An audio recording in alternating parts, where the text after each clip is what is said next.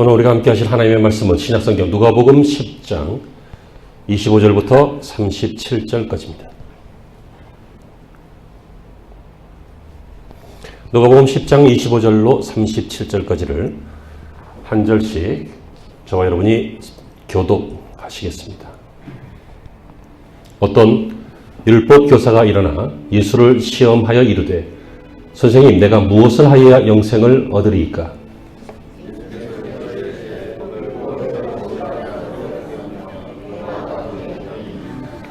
대답하여 이르되 내 마음을 다하며 목숨을 다하며 힘을 다하며 뜻을 다하며 주 너의 하나님을 사랑하고 또한 내 이웃을 내 자신과 같이 사랑하라 하였나이다.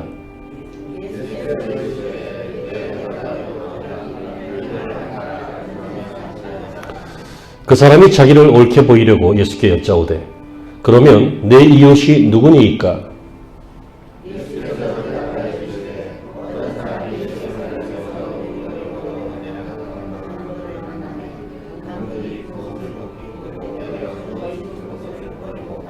마침 한 제사장이 그 길로 내려가다가 그를 보고 피하여 지나가고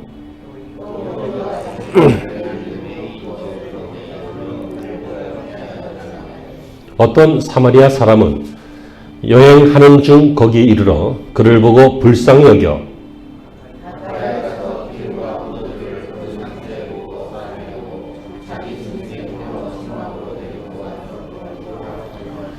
그 이튿날 그가 주막 주인에게 데나리온 2를 내어주며 이르되 이 사람을 돌보아 주라. 비용이 더 들면 내가 돌아올 때에 갚으리라 하였으니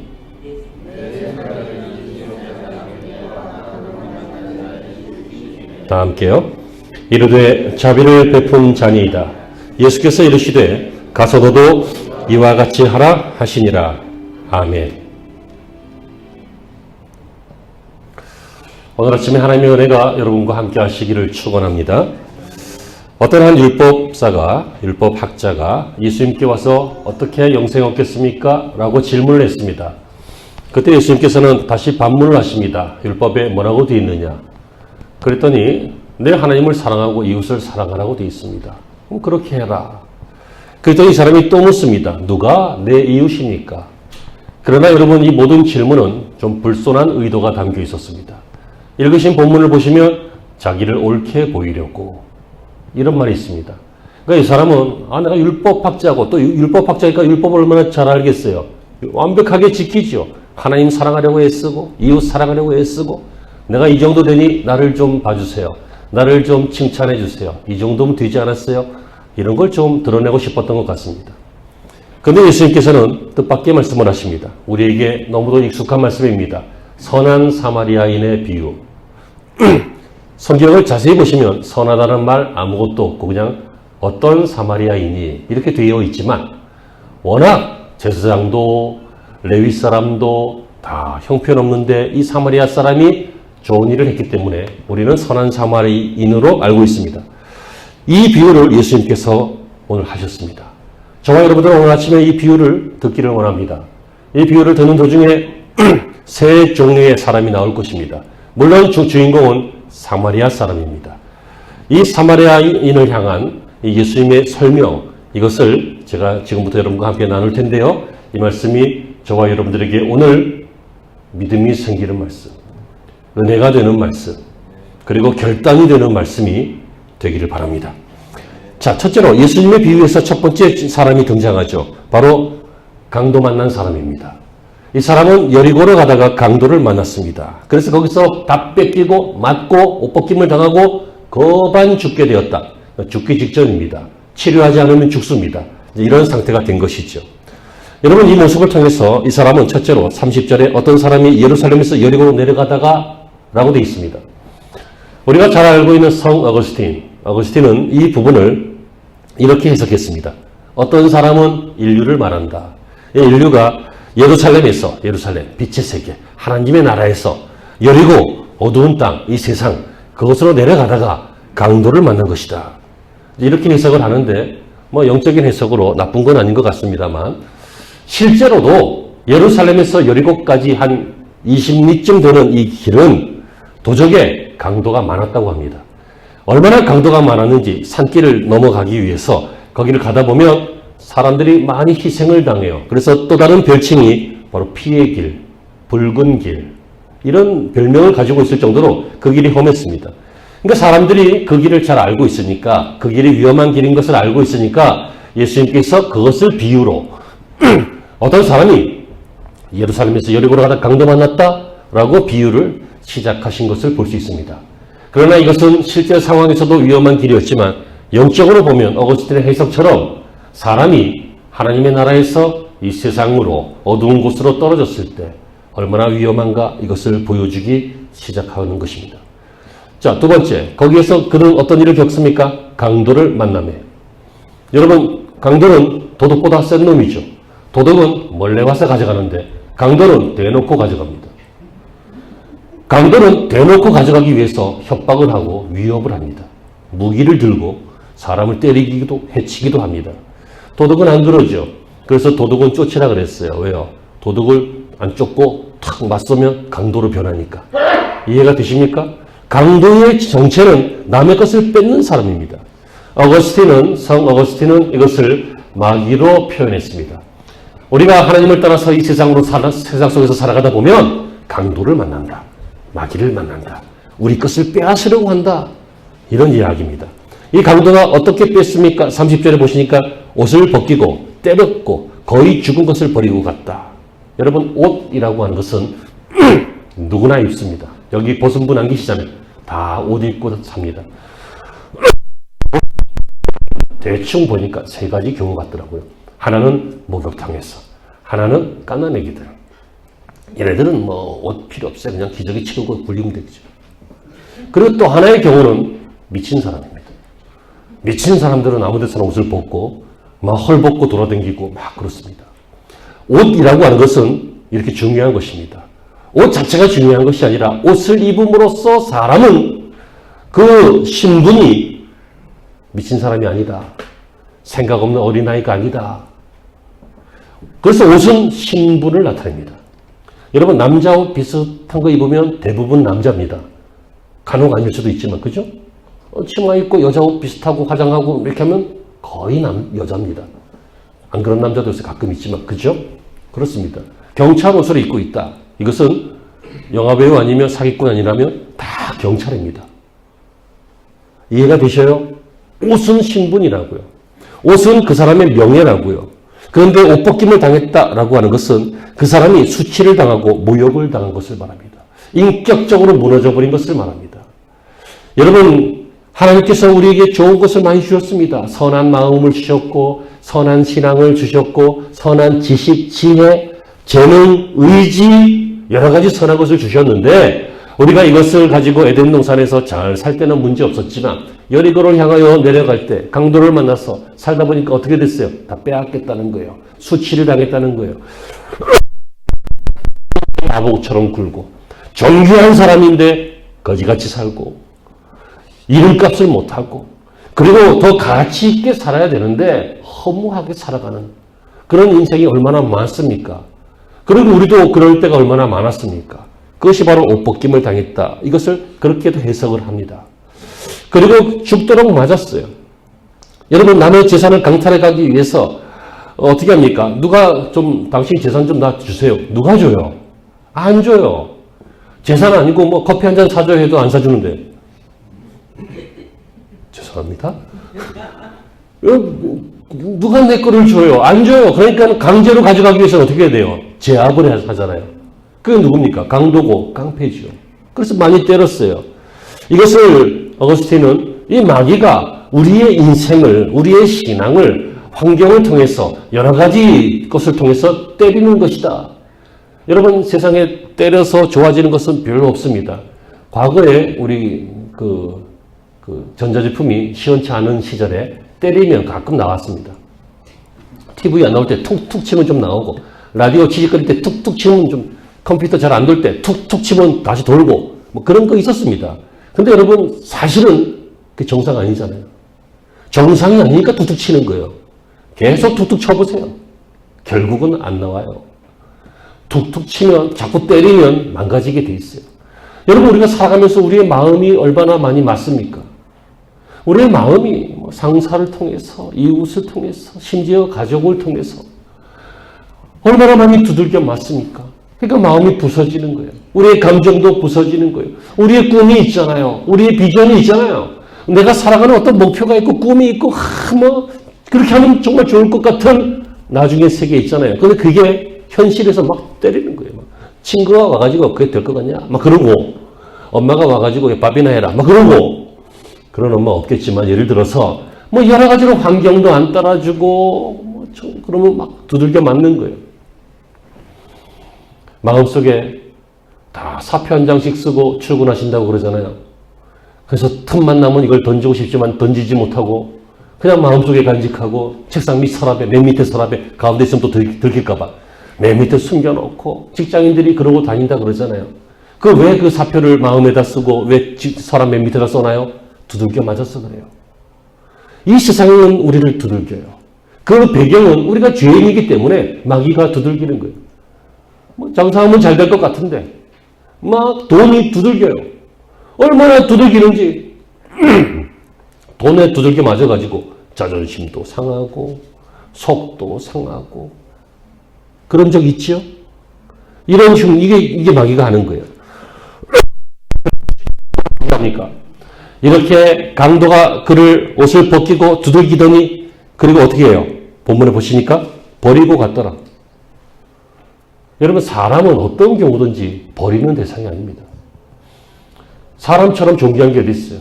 여러분 무엇을 버립니까? 쓰레기를 버리는 거예요. 못 쓸 것을 버리는 거예요. 이걸 샀는데 쓰잖아요. 근데 이게 막 설거지 하다 보니까 텅텅 쳐가지고 쭉쭉 금이 가고 여기가 막 깨지고 이건 뭐라 그러죠? 그거를 이가 나갔다 그러나?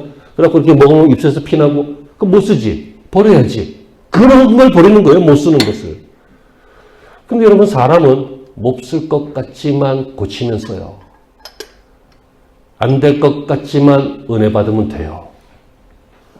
어린 것 같지만 하나님이 가꾸어 주시면 성숙한 사람이 돼요. 뭘 모르는 것 같지만 배우고 익히고 경험하면 그러면 뭘 모르는 사람이 아니라 지혜로운 사람이 돼요. 예전에 이게 녹음이 되기 때문에 이름은 밝히지 않겠지만 저 경산에 있는 어떤 목사님이 목회를 잘 하셔서 서울에 저쪽에 서부터미널, 화물터미널 그쪽에 큰 교회가 있는데 그 교회 담임 목사로 청빙되어서 왔어요. 근데 이제 이분이 이제 청빙되기 전에 이제 한 얘기인데 제가 있던 데서 있었거든요. 그분이 그런 얘기를 하는 거예요. 자기가 대학 때 얼마나 뭐라고 할까 망나니 같았어요. 근데 교회는 다녔기 때문에 교회를 안 다닐 수는 없어서 다녔어요. 어느 날은 막 술에 잔뜩 취해가지고 술 취해도 교회는 가야겠다 이런 마음이 들어서 예배 시간에 청년부 예배 시간에 저 뒤에 앉아갖고 자기는 똑바로 있는데 상황은 똑바로가 아닌 거 알죠? 그러면서 뒤에서 막 버티고 근데 이것을 한두 번 본 게 아니니까 그 청년부 담당 목사가 너무 참다가 그러면 안 돼요. 저는 안 그러잖아요. 그러나 저는 끝까지 안 참아줘요. 저는 내가 죽을 때는 다 욕하고 죽을 거야. 이 청년 담당목사 너무 화가 나니까 그랬다는 거예요. 저 도너기 저 새끼는 싹수가 노란 새끼다. 그랬대요. 실제로. 제가 조금 아까 이름을 얘기해버렸네. 아무튼 그랬대. 싹수가 노란 새끼다. 이랬대요. 강단에서 이렇게 얘기해서 죄송해요. 들은 그대로니까. 어떻게 보면 싹수가 노란 것 같은 사람도 있어요. 어떻게 보면 안 될 것 같은 인생이 있고 가망이 없는 인생인 것처럼 보여요. 그런데 어느 날 제대로 은혜 받고 목사가 됐어요.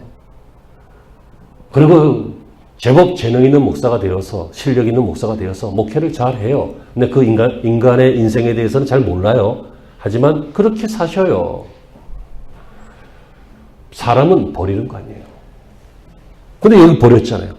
이 누가 하는 거예요? 마귀가 하는 거라고요. 이 세상이 하는 거예요. 여러분이 아무리 똑똑하고 재능이 있어도요. 나이 많으면 회사에서 정년으로 내보냅니다. 버린다고요. 김병의 효자 없다고. 한 30년 알아보세요. 가문 다 탕진되어지고 재산 없어지고 자식들이 안 버릴 것 같아요. 죄송한 얘기든 내가 이런 얘기 했다고 하지 마요. 버려요. 버리는 게 비참하네 좋을지도 몰라. 여러분들 그래서 이 얼마나 슬픈 얘기예요. 하지만 우리 얘기잖아요. 이 땅 살아가고 있는 인생의 모습이잖아요. 이게 오늘 본문의 첫 번째 주인공 여리고로 내려가다 강도 만난 사람의 모습이에요. 이 사람은 남의 일들이 아니에요. 이 사람은 바로 유대인들이에요. 이 사람은 바로 이 땅에 살고 있는 인류예요. 이 사람은 바로 저와 여러분들이에요. 하나님을 떠나서 등지고 이 땅에서 살아가다 보니 강도도 만나고 위험도 만나고 수치도 당하고 손해도 보고 죽을 것 같은 경험도 하고 사람들에게 버림도 당하고 아프고 이런 일들을 겪는다고. 누가 좀 도와줘야 될 거 아니겠어요? 누가 도와줄까요? 부모가요? 늙으면 부모도 힘없었죠. 또 늙으시면 먼저 가요. 친구가요? 놀 때나 친구지 위급할 때는 친구 몇이나 있는 줄 아세요? 별로 많지 않아요. 우리는 평생 함께 간다. 너와 나의 우정은 변치 않는다 라고 했던 제 사총사 친구들. 지들 밥벌이 하느냐고 1년에 한 번 연락밖에 안 해요. 미투. 저도 그렇고요. 누가 우리를 좀 도와주고 위로해주고 내가 만약 외로울 때면 누가? 바로 당신. 그 당신이 어디 있냐고? 없어요. 찾기가 어려워요. 자, 두 번째 종류의 사람이 바로 그런 종류의 사람이에요. 제사장, 레위 사람. 31절 이하에 마침 한 제사장이 그 길로 내려가다 그를 보고 피하여 지나가고 도와줘야 될 거 아니에요. 제사장이 피하여 지나가고 32절에 또 이같이 한 레위인도 그곳에 이르러 그를 보고 피하여 지나가서 누가요? 제사장이. 누가요? 레위 사람이. 제사장은 율법에 시체를 만지면 안 되는 건 아니지만 시체를 만지면 7일 동안 부정하다. 이렇게 돼 있어요. 그러니까 7일 동안 예배 집례를 못해요. 부정하기 때문에. 그래서 이 제사장은 제가 좋게 생각해 보니까 그래서 그랬을지도 모르겠다. 왜냐하면 거의 죽게 되었어. 그러니까 어떻게 보면 죽은 것 같잖아. 어떻게 보면 시체 같잖아. 가서 사람나 죽은 애를 들쳐보려고 만지다가 시체면 자기 업무에 지장이 있잖아요. 이런 해석은 없지만 제가 좋게 생각해도 이런 생각 때문에 안 했을 수도 있다. 하지만 어차피 이거는 사실이 아니라 비유예요. 비유. 예수님이 하신 비유. 그리고 제사장, 이 레위 사람도 제사장을 돕는 성직자죠. 이 사람도 다 도망갔어요. 피해서 갔어요. 이건 뭡니까? 이게 바로 형식주의예요. 율법에 의해서 그를 만지면 시체를 만진 자는 부정하다. 그래서 7일 동안 부정하다. 그래서 업무에 지장이 있을 수도 있겠지만 율법이 중요해요? 사람이 중요해요? 무엇 때문에 율법이 있는 거예요? 사람 때문에 있는 거예요. 율법을 위해서 사람이 있는 게 아니에요. 이해가 되십니까? 유대인들이 얼마나 바본 줄 아세요? 그들은 하나님에 대한 이 성경을 모세오경이라든지 이런 것들을 옮겼을 때에 그 쓰는 사람이 쓰다가 여호와, 야훼라고 하는 단어가 나오면 10계명에 여호와의 이름을 망명되어 일컫지 말라 했기 때문에 내가 이 이름을 가볍게 쓰면 안 되겠다 싶어서 가서 목욕하고 와서 썼어요. 또 붓을 빨고 다 새롭게 해가지고 깨끗하게 해서 또 쓰고 그랬어요.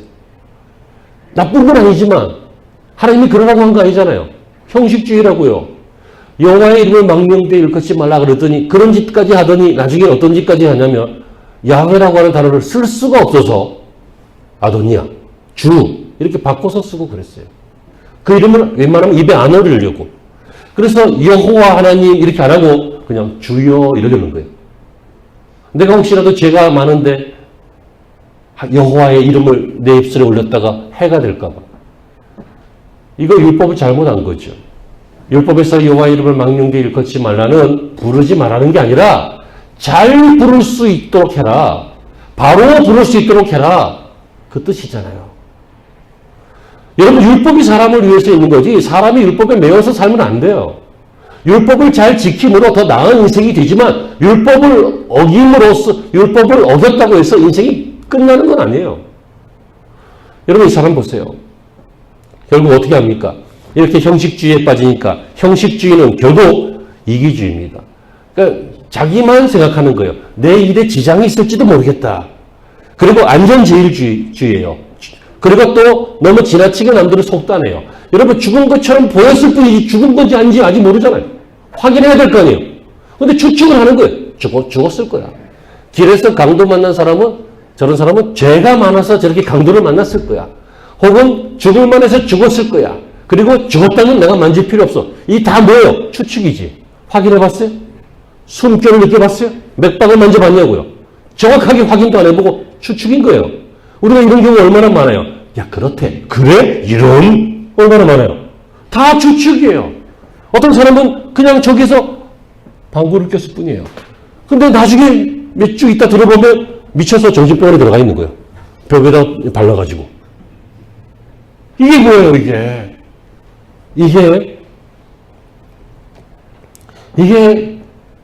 이게 이 사람 얘기만이 아니라 우리 주변에 어쩌면 우리도 좀 해봤을 그런 이야기 아닌가요?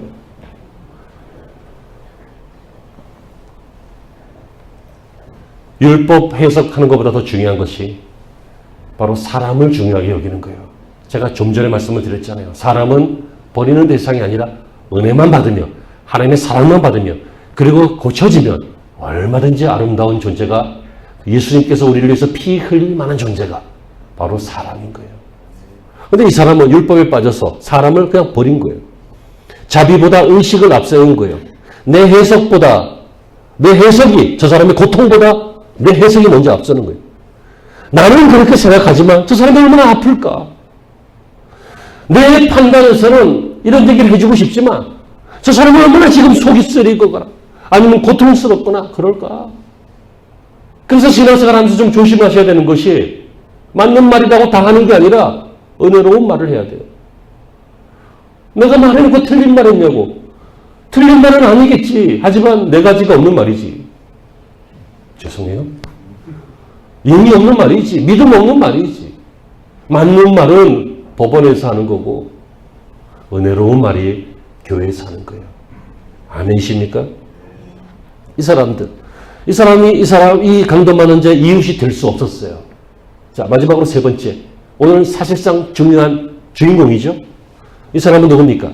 사마리아 사람입니다. 요한복음 8장 48절에 유대인들이 예수님을 막 비난하면서 예수님 저거 사마리아 사람 아니야? 막 그런 식으로 비난합니다. 그 이유는 당시의 사마리아 사람은 죄인의 대명사였습니다. 유대인들이 굉장히 깔보는 존재들입니다.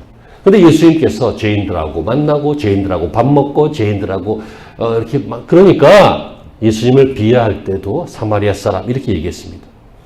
자, 이 사람 누가 도울 만해요? 지나가던 사람, 레위 사람, 제사장 이런 사람들이 도울 만 다 지나갔어요. 아무도 안 도왔어요.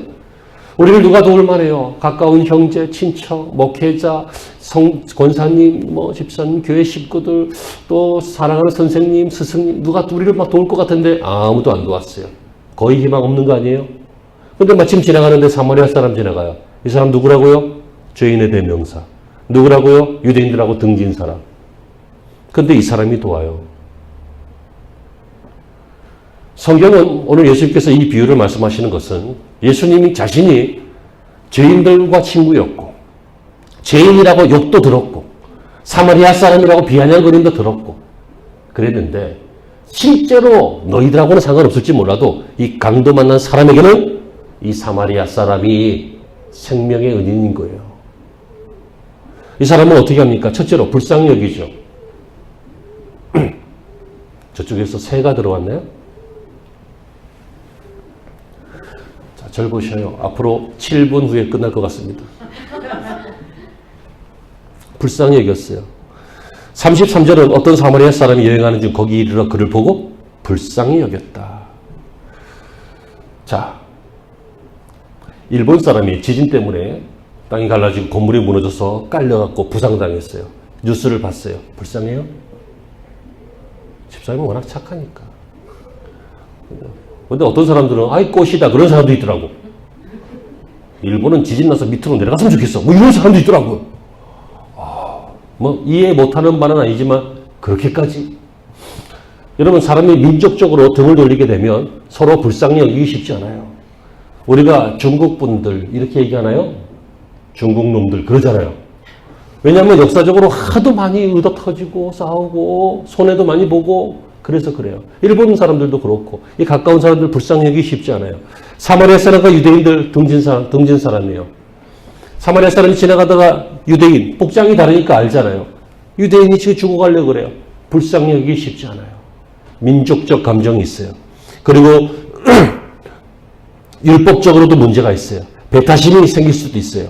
그런데 여러분 정말 인생에 도움이 되는 사람은, 죽어가는 사람에게 도움이 되는 사람은 모든 것을 다 배제하고 비극적인 참상만 볼 줄 아는 사람이에요. 저 사람이 누구냐가 중요한 게 아니라 저 사람이 지금 얼마나 아프냐가 중요한 거예요. 저 사람이 내게 과거에 어떻게 했느냐가 중요한 게 아니라 저 사람이 지금 죽을 수도 있다. 이게 중요한 거예요. 어떤 사람이 물에 빠져 죽어가는데 어디 보자 아는 사람인가? 그래요? 그냥 던져야 돼요. 근데 던지려고 했는데 아는 사람이네? 근데 나쁘게 아는 사람이네? 옛날에 자기한테 손에 끼쳤던 사람이네? 그럼 던지려다가 걷어야 돼요? 그냥 던져야 돼요. 이 사람은 보고 그래서 던졌어요. 가까이 갔잖아요. 34절에. 가까이 가서. 가까이 가는 게 기독교입니다. 석가모니는 이 세상의 생로병사와 또 사고, 인고와 이 모든 것들을 초월하기 위해서 집을 떠나서 산으로 들어갔어요. 그러나 예수님은 우리의 죄를 위해서, 우리를 구원하시기 위해서 하늘을 떠나서 우리 가까이로, 이 세상으로 오셨어요. 세상 속으로 오시는 분, 그분이 예수님이고, 그래서 예수님과 예수님의 제자들은 세상의 소금과 빛이 되죠. 가까이 가는 거예요. 그리고 기름과 포도주로 그 상처를 부었다. 그러니까 치료해 주었다는 얘기예요. 그리고는 35절에 주막 주인에게 대나리온 둘을 내어주면서 이르되 이 사람을 돌보아주라. 비용이 더 들면 내가 돌아올 때 갚으리라. 도와줄 뿐만 아니라 미래까지도 완벽하게 책임졌어요. 중세에 성장했던 성 어거스틴은 이것을 굉장히 재미있게 해석했는데 이 주막은 바로 교회를 얘기하는 거다. 예수님이 죄 때문에 상처받고 죄 때문에 죽어가는 이 세상의 사람들을 여리고로 가다가 죽어가는, 강도 만나서 죽어가는 그 사람을 예수님이 구해서 주막에다 갖다 맡겼다. 교회에다 갖다 맡겼다. 이렇게 해석을 해요. 그리고 치료비로 준 데나리온 둘, 그 돈은 금세와 이 땅과 내세에 대한 약속이다. 이걸로 해결해라. 하나님이 주신 약속이다. 주막 주인은 복음 사역자들, 목회자와 사역자들, 이런 사람들이고, 이튿날은 주님이 부활하신 후 승천하시는 것이고, 내가 다시 올 때는 주님이 재림하실 때를 말한다. 그러므로 이 말씀은 예수님께서 우리에게 주신 사명이다. 무슨 사명요? 가서 이와 같이 하라. 라고 하는 사명이다. 이렇게 해석을 하는 것입니다. 자, 이제 이 내용에 대한 설명과 해석이 끝났습니다. 예수님과 이 율법사의 대화도 끝났습니다. 마지막 대화가 어떻게 됩니까? 예수님께서 물어보시는 것으로 마무리되죠. 네 생각에는 이 세 사람 중에 누가 강도 만난 자의 이웃이 되겠느냐? 이 사람이 처음에 질문을 뭐라고 했어요? 어떻게 해야 영생을 얻습니까? 이렇다 그렇게 해라. 그럼 누가 이웃입니까? 두 번째 그렇게 질문했잖아요. 그래서 그 이웃에 대해서 설명하시는 거예요. 누가 내 이웃이냐 했더니 이 사람은 꼼짝없이 뭐라고 해야 돼요? 어떤 사마리아인입니다. 해야 되잖아요. 근데 그나마도 하기 싫어서 자비를 베푼 자니이다. 이렇게 해요. 참 유대인이죠. 마지막 예수님의 말씀. 그래, 그러면 가서 너도 이와 같이 하라. 사랑하는 성도 여러분, 우리가 살아가면서 언제나 곱씹어야 되고 언제나 생각해야 될 진리가 바로 이것입니다. 무엇입니까? 가서 이와 같이 하는 것입니다. 신앙생활은 배우는 것 중요합니다. 은혜 받는 건 매우 중요합니다. 그러나 무엇으로 꼽힙니까? 그렇게 하는 것으로 꼽힙니다. 밥 먹으면 배부르다. 아세요, 모르세요, 집사님? 밥 먹으면 배부르다. 아세요, 모르세요? 아시죠? 피곤하면, 힘들면 피곤해진다. 아시죠? 근데 아는 걸로 그런 일들이 생기나요? 밥 먹으면 배부르다는 것은 아는 것으로 배불러지지 않습니다. 먹어야 배부릅니다. 어떻게 하면 피곤해져요? 움직여야 피곤해집니다. 공부 열심히 하면 1등할 수 있다. 못할 수도 있지만 2등할 수도 있다. 아무튼 공부 열심히 하면 성적이 좋아진다. 안다고 성적이 올라가지 않습니다. 실제로 그렇게 하는 것입니다. 내가 이렇게 해야 축복을 받겠구나. 안다고 축복을 받는 것이 아니라 안다면 그렇게 함으로써 축복을 받는 것입니다.